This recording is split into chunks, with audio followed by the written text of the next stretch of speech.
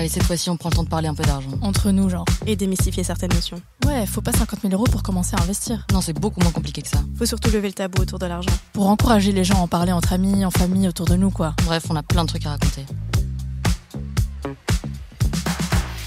Ok les filles, coucou. Salut. Hello. Aujourd'hui, j'avais vraiment envie de partager avec vous un sujet qui est vraiment présent en fait chez moi. Le tabou autour de l'argent en fait. Depuis que je suis petite, moi, il y a un tabou autour de l'argent. On n'en parle pas. Et moi, j'ai jamais su combien mes parents gagnaient, ce qu'ils mettaient de côté, comment ils géraient en fait leur argent. À part me dire, on paye des factures, on paye la maison, on paye la bouffe. Et le reste on économise pour partir en vacances, pour s'il y a une galère demain, on a de l'argent de côté, que c'est hyper important de mettre de l'argent de côté. J'avais et j'ai encore en fait. Ce qui est marrant, c'est que même si j'ai grandi, j'ai un peu plus de connaissances sur la gestion de l'argent à la maison, mais c'est pas totalement transparent encore. Et ce que j'ai entendu de mes parents, c'était toujours les enfants ils ont pas besoin de se mêler de ça, ils ont pas besoin de savoir parce que c'est vrai que pour un enfant, 100 €, ça paraît énorme. Et du coup, mes parents avaient toujours cette peur. Je parle en toute transparence ici, mais ils avaient peur que je pensais qu'ils étaient trop riches. Et que du coup, ils pouvaient s'acheter tout ce qu'ils voulaient, etc. Et qu'ils pouvaient du coup m'acheter aussi tout ce que je voulais. Et que du coup, j'allais pas apprendre la valeur de l'argent et savoir que 100 € c'est quand même... Ça peut être beaucoup ou peu en fonction de ton échelle en fait. C'est vrai que quand t'es étudiant, 100 € ça semble monde, alors que quand tu commences à gagner ta vie, 100 € c'est ce qui te reste à la fin du mois et tu sais quand même faire pas mal de choses avec ça. Exactement. Et du coup, il y a eu toujours ce petit tabou à la maison à ce niveau-là. Et je me demandais c'est comment de votre côté en fait? Est-ce qu'il y a un tabou en fait chez vous au sein de votre famille quoi? Moi, j'ai une situation un peu plus particulière dans le sens où ma famille, c'est moi et ma mère, et puis il y a eu mon petit frère plus tard. Donc je pense que c'est une autre relation encore quand t'as une mère célibataire. Ça crée vraiment des liens hyper forts. Et moi, j'ai le souvenir que très jeune, ma mère me parlait d'argent, que très jeune, j'étais consciente de ce qu'on gagnait, des moyens qu'on avait. Je me souviens de souvenirs, j'étais très petite et de moi-même, dans un magasin, je voyais un jeu et ma mère me disait « Oh, ça te ferait plaisir ?» Je pense qu'on n'a pas les moyens, tu vois, genre ça c'est trop cher pour nous, ou ça... Ah oui, je veux bien celui-là, je pense qu'il est dans notre budget. Donc il n'y a pas trop eu ce tabou dans ma famille, c'est-à-dire mon foyer. Par contre, dans ma famille en général, si je vais plus loin, oncle, tante, etc., là oui. Je sais pas si c'est un tabou ou c'est plutôt un sujet qu'on n'aborde pas. Okay. Mais personne sait combien machin ou machin gagne. Pourtant, on est tous de la même famille, on partage plein de choses ensemble, mais on n'est pas conscient vraiment. Enfin, tu peux te dire, eux, ça va, ils ont l'air bien, ils partent en vacances, ils ont acheté une maison.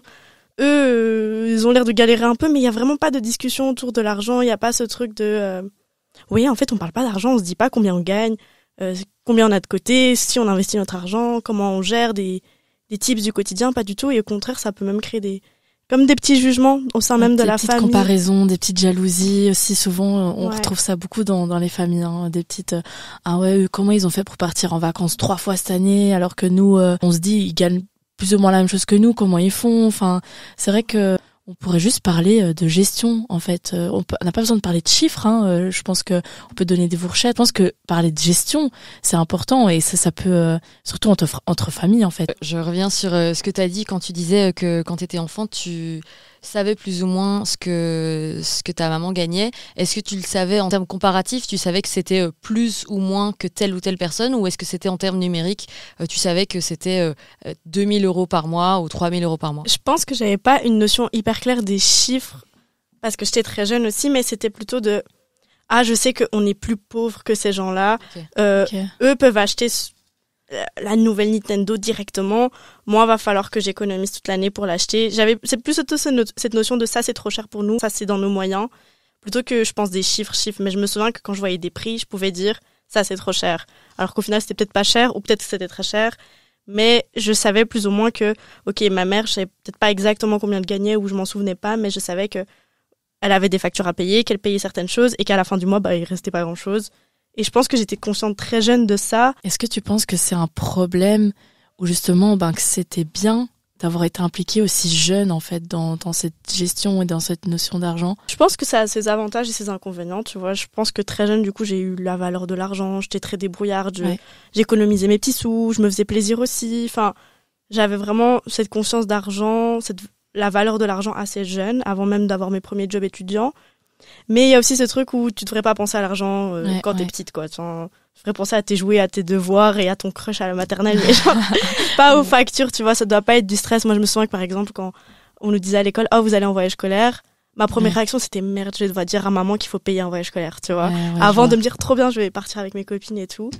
Mais du coup, non, pas de tabou chez moi par rapport à ça. Dans la famille plus générale, oui, mais proche, non. Ok. Et chez toi? Je pense que c'est plus ou moins la même chose que vous en termes de ma conscience de l'argent qu'on avait. C'est-à-dire que je pouvais comparer à mes proches, à mes amis à l'époque, savoir si j'étais un peu plus aisée ou moins aisée que les personnes. Mais je n'avais pas non plus quantifié parce que je pense que de manière générale, en étant enfant ou même en étant jeune adolescent, qu'on gagne 2 ou 3 000 ou 4 000 euros, ça nous semble tellement intangible parce que nous, c'est des sous qu'on n'a pas que même si on l'a su à un moment, en fait, je pense qu'on s'en souviendrait pas.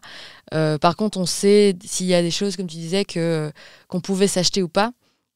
Moi, je sais que ma mère, elle aimait beaucoup nous amener dans des grands voyages, mais que ces grands voyages, je savais qu'elle mettait beaucoup d'argent de côté dessus sur des années. Mais elle, c'était vraiment son plaisir, c'était d'épargner, d'économiser pour ces grands voyages. Elle a toujours bien aimé nous dire « Ah, j'épargne pour ça ». Donc, il y a peut-être une notion de si on veut quelque chose, c'est bien d'épargner avant. Donc, c'est une notion que je retire d'elle. Maintenant, j'ai pas l'impression d'avoir eu de restrictions ou de pression, même quand j'ai fait mes premiers jobs étudiants. C'est-à-dire que cet argent-là, c'était de l'argent de poche. Ne m'a pas mis de pression sur absolument épargner et coffrer cet argent-là, même quand je gagnais 2-3 000 euros sur mon été.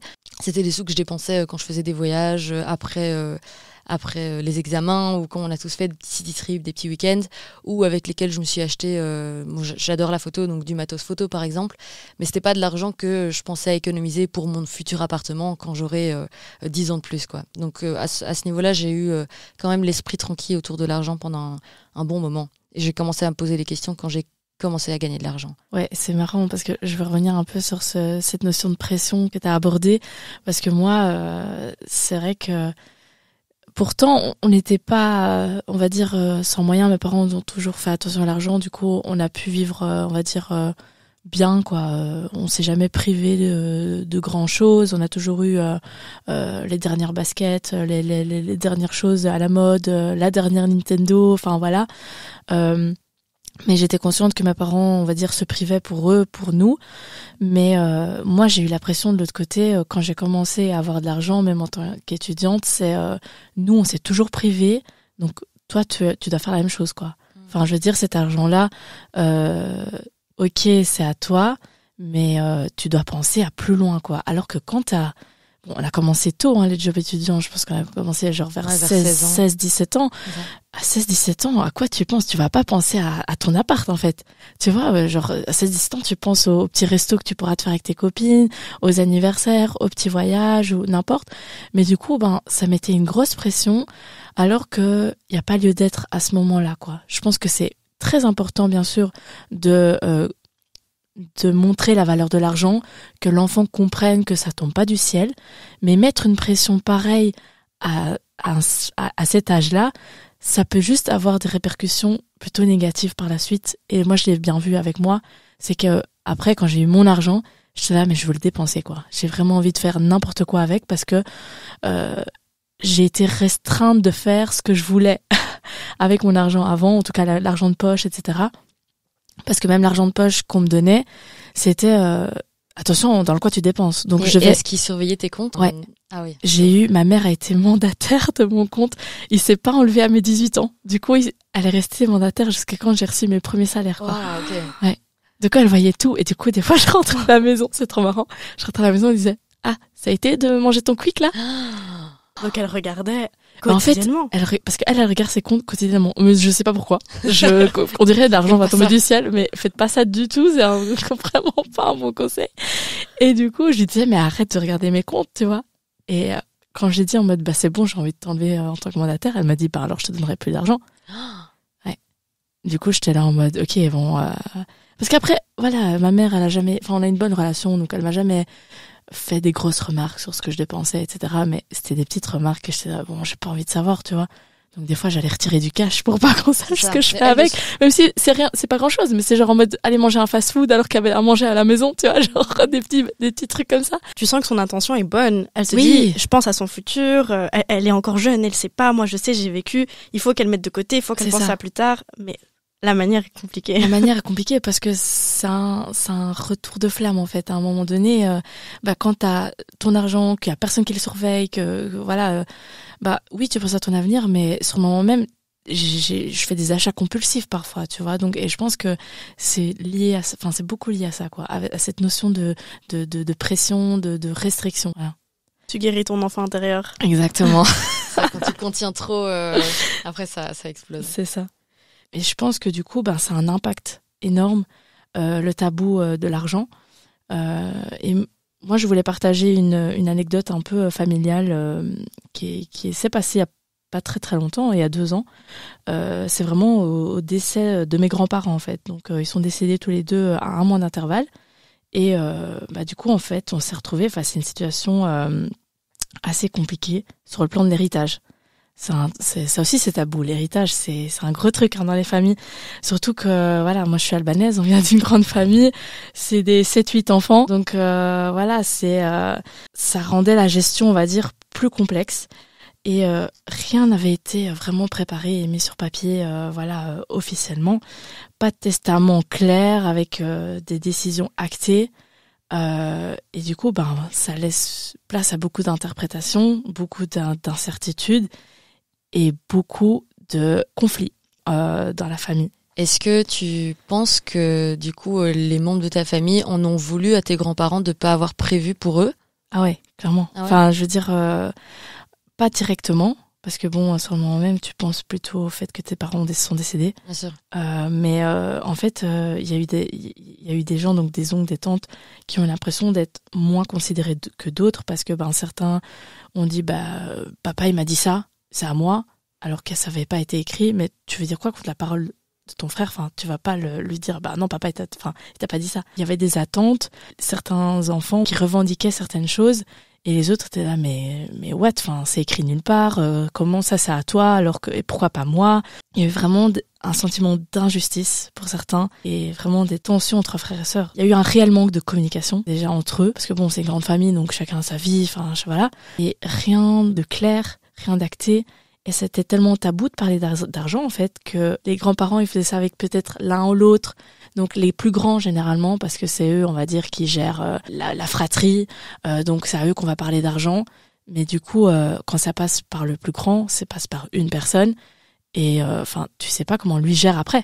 Je parle pas là du cas de ma famille, mais il peut être mal intentionné et un peu détourner les propos à son avantage. Ça crée le chaos, quoi, dans une famille, et ça finit en dispute. Enfin, des frères et sœurs qui se parlent plus pour le restant de leur vie, quoi. Je pense que ma famille n'est pas la seule à avoir vécu ça, et c'est un phénomène assez courant, en fait. Il y a beaucoup de familles qui rencontrent le même problème, et ça peut vraiment provoquer des conflits, et même dans les familles plus soudées, hein. Enfin, je veux dire, l'héritage, l'argent, ça divise, hein. L'argent, dans tous les domaines. Que ce soit entre amis, famille, surtout dans les cercles plus proches, parce que t'as une certaine confiance, dans la personne. Et l'argent, ça peut vraiment, vraiment, faire, vriller, les choses comme ça. Et est-ce que vous avez déjà été voir un notaire pour quoi que ce soit? Moi, non. Pas du tout. Mais c'est vrai que j'y pense depuis pas très longtemps. Et depuis que toi, t'en as parlé, Clotilde. Parce que ça m'a frappé un jour quand elle nous a dit que elle, si demain elle crève, tout est prêt. Et je me suis fait la réflexion, je suis rentrée chez moi, je me suis dit, merde, qui récupère mes réseaux sociaux? C'est con, j'ai même pas pensé à des biens matériaux, mais j'étais là, qui supprime mes comptes? À qui je donne ses mots de passe? Qui a accès à ma banque, etc. C'est dingue, ouais. Et je me suis dit, merde, ok, je pense pas à la mort parce que je suis très jeune et que je me dis que c'est dans très longtemps, mais en fait, je suis à l'abri de rien, et c'est quelque chose que je pense que je vais faire bientôt, même si y a pas un héritage colossal, il y a des mots de passe, il y a des banques, c'est des détails mais qui sont importants. Ouais, clairement, non, moi non plus, hein. Moi non plus, j'ai jamais été voir un notaire. Et comme tu dis, Lina, je pense qu'on n'y pense pas parce qu'on est jeune, mais sauf que tu sais pas ce qui peut se passer. Ouais, mais toi, Claude, tu l'avais fait quand t'es partie voyager seule, c'est ça? Il y a eu 2 cas où je suis allée voir un notaire dans ces derniers temps, je veux dire. Il y a eu un cas parce que on a vendu la maison, Et donc, évidemment, toutes les démarches, etc., se font via des notaires. C'est des démarches dans lesquelles moi, j'étais pas spécialement impliquée, mais donc je voyais bien que ma mère allait en rendez-vous chez le notaire, etc. Donc, c'était pas le notaire était pas un personnage imaginaire, c'était vraiment quelqu'un qu'on connaissait et qu'on avait déjà rencontré. Auparavant, moi, j'étais déjà allée poser une fois une question à un notaire, une question lambda que j'avais. Je sais même plus pourquoi. J'étais une fois allée avec ma mère justement chez un notaire. Et là, dernièrement, pour le fameux testament dont tu parles, en fait, je suis pas allée officiellement chez le notaire, il faut encore que je le fasse, mais j'avais fait un testament, rédigé un testament à l'écrit avec les règles. Il y a des règles en gros pour que le testament soit valide, il faut qu'il soit daté, il faut qu'il soit signé, etc. Pardon, je te coupe, mais c'est un document que tu gardes toi en fait ? Moi, je l'ai pour le moment et il est valable, mais si tu veux qu'il soit encore plus facilement accessible, je veux dire, le mieux c'est de l'avoir, enfin qu'il soit auprès d'un notaire. Et en fait, moi, la raison pour laquelle j'ai noté ça, c'est que je suis partie 2 semaines en voyage toute seule. Okay. Et je me suis dit, on ne sait jamais ce qui peut arriver. Je préfère au moins noter, c'est bête, hein, mais tous les professionnels avec lesquels je suis en contact, moi, de mon quotidien, mon banquier, mon comptable, avec qui je partage pas spécialement ça, avec ma famille, etc. Même ma famille n'a jamais eu de contact avec mon comptable, mais en attendant, lui a quand même suivi le lancement de certaines activités. Donc en fait, il y a plein de gens qui ont des bribes de ton histoire, et si tu ne les répertories pas toi-même, ces gens vont se battre à la fin, entre guillemets, pour récupérer toutes ces bribes de son histoire. C'est super intéressant, et Lina, je pense qu'on a su mettre. Et vous qui nous écoutez, faites la même chose, hein, je pense que c'est important. Ouais. On n'est pas obligé d'aller dans une grande démarche, mais au moins de noter ça quelque part et de le signaler à quelqu'un de sa famille qu'on a mis ses intentions par écrit. Et n'hésitez pas à regarder les règles pour qu'ils soient valables. Mais au moins c'est fait et vous pouvez avoir entre guillemets la bonne conscience que c'est écrit quelque part. Je pense que je voulais terminer ce podcast avec quelques petits conseils. En fait, pour briser ce tabou. Et si j'ai vraiment bien un conseil à donner, c'est d'oser communiquer, d'ouvrir le débat en fait, et soyez l'initiatrice. Vraiment, osez parler, parce que ça va directement briser la glace en fait avec votre famille ou vos amis. Partagez vos expériences tout simplement, en mode tu dis j'ai découvert une super astuce pour épargner. Comment tu fais toi pour remettre l'argent de côté, des questions assez bêtes. Combien tu gagnes? Ouais, si toi-même tu dis je gagne autant, la personne en face, elle va se dire, je peux aussi lui faire confiance et lui dire, et on peut en parler, quoi. Et même en tant que femme, pour négocier nos salaires, c'est hyper important de savoir combien les autres femmes gagnent, combien les hommes gagnent. Si on se disait tous, ok, j'ai fait tel métier avec tel nombre d'années d'expérience et je gagne autant, tu peux te faire une moyenne dans ta tête. Moi, je me souviens quand je suis arrivée à mon premier taf et qu'on m'a demandé quelles sont tes attentes salariales. Aucune idée, quoi. Aucune idée. Ça se trouve, je me suis fait arnaquer de fou, j'en sais rien. J'espère pas. Non, mais je suis totalement d'accord. Enfin, je veux dire, ça permet aussi de pouvoir se positionner par rapport aux autres et te dire, ok, moi je gagne autant alors qu'elle fait le même métier que moi. Enfin voilà, le même poste, ça permet de négocier parce que nous, les femmes, on sait, on a moins confiance en nous, et surtout quand il s'agit d'argent et de salaire, on a tendance à se dénigrer et à dire qu'on vaut pas autant, mais on vaut. Donc les filles, négocier clairement. Même au-delà du fait de connaître le salaire de ses amis, c'est bien aussi de connaître un peu leurs dépenses. Parce qu'en fait, même si on gagne la même chose, on dépense pas notre argent de la même manière. Donc, on peut être parfois impressionné par quel style d'appartement cette personne loue, combien elle a acheté son dernier sac, comment ils ont fait pour voyager et pour se payer la business class, voilà. Mais chacun a des manières de dépenser différentes. Je prends un bête exemple, mais le fait d'aller d'aller chez le coiffeur toutes les semaines, ou d'aller faire ses ongles, ou d'aller faire du shopping, c'est des dépenses qui sont à prendre en compte, et peut-être que pendant que la personne va faire ses ongles, la deuxième met de côté pour voyager, et au final, au bout de 6 mois d'ongles, la personne peut se payer son voyage en business class, et les deux sont ok. Si c'est ton plaisir d'aller te faire les ongles, profites-en, mais ça veut dire aussi ne vous jugez pas entre vous, parce que tout le monde ne dépense pas son argent de la même manière. Ne vous jugez pas, soyez bienveillant avec la personne en face de vous, faites pas mieux qu'elle ou elle ne fait pas mieux que vous, chacun a sa manière de faire, et je pense qu'en partage d'expérience, on peut réaliser certaines choses et peut-être arriver à une meilleure gestion de son argent.